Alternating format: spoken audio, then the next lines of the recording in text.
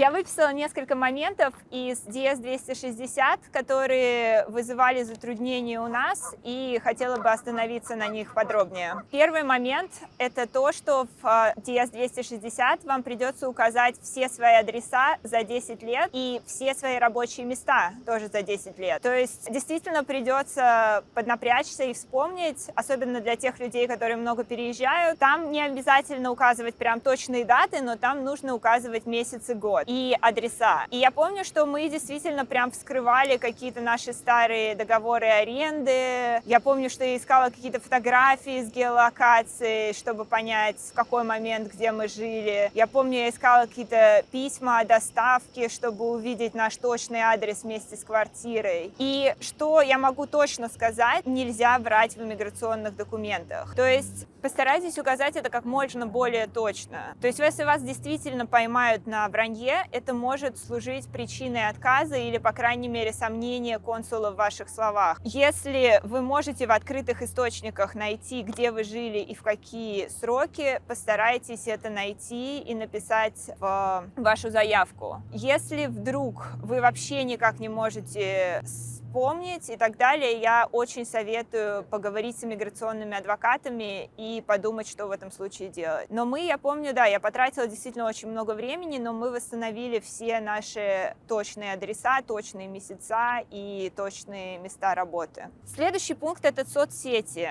Этот пункт появился вот как раз, по-моему, в наш год, что вам нужно указывать все аккаунты в соцсетях, и соцсети там будут перечислены. То я могу вам сказать, это то, что если у вас есть действующий аккаунт, не удаленный аккаунт какой-либо из соцсетей, которые там перечислены в списке, вам нужно его указать. Даже если вы годами не заходили в этот аккаунт, укажите его, потому что сокрытие каких-то данных, опять же, может вызвать подозрение у консула, вам это не нужно. Попробуйте просто прогуглить себя и посмотреть все аккаунты в соцсетях, которые выдаются на ваше имя. С детьми очень важно, точно так же, как и в первичной заявке, вы должны указывать всех своих генетических детей супруга, а также всех официально усыновленных детей ваших и вашего супруга. Еще один вопрос, который там есть, который вызвал у нас некие сомнения, это выдавался ли вам когда-либо Alien Registration Number. Я думала, допустим, насчет своей туристической визы. Нет, Alien Registration Number — это номер, который выдается владельцам грин-карт. Если вы никогда не были постоянным жителем Америки,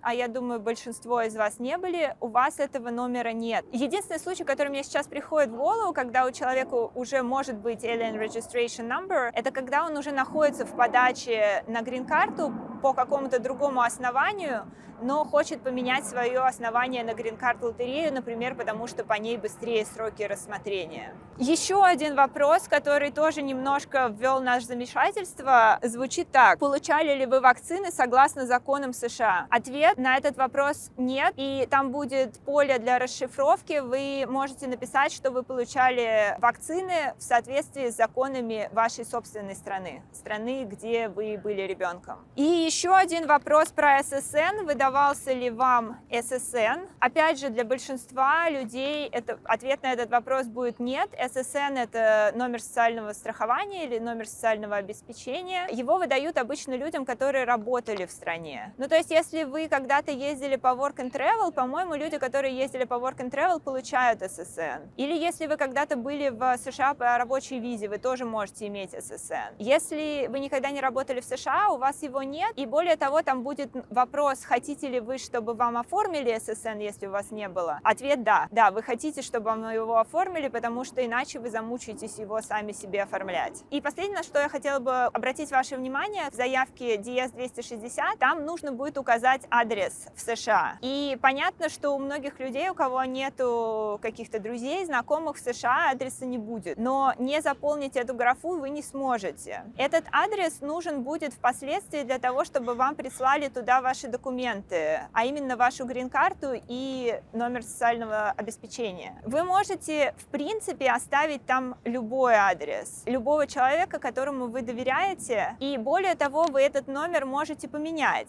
А первый раз вы сможете его поменять, когда вы будете на интервью у консула, вы можете ему сказать, что я хочу поменять адрес. Второй раз вы можете поменять этот адрес при въезде в страну на таможне. Но там, кстати, опасно, потому что там номер не всегда успеет поменяться, особенно вот для ССН. ССН приходит довольно быстро. Ваше изменение может просто не пройти, если вы его делаете на таможне. Михаил Портнов с канала Silicon Valley Voice, о котором я уже говорила в начале этого видео, предоставляет всем желающим адрес своего офиса. То есть довольно много людей указывает его адрес, если у них нету другого адреса, который они могли бы указать, и их документы приходят к нему в офис, а потом люди отправляют ему конверты, и Михаил рассылает эти документы по всей стране. Либо вы можете к нему подъехать. Делает он это абсолютно бесплатно, это его волонтерский проект. И я могу сказать, что мы сами пользовались услугами Михаила Портнова, и да, были очень ему благодарны, потому что у нас ни друзей, ни знакомых в США не было, когда мы приезжали.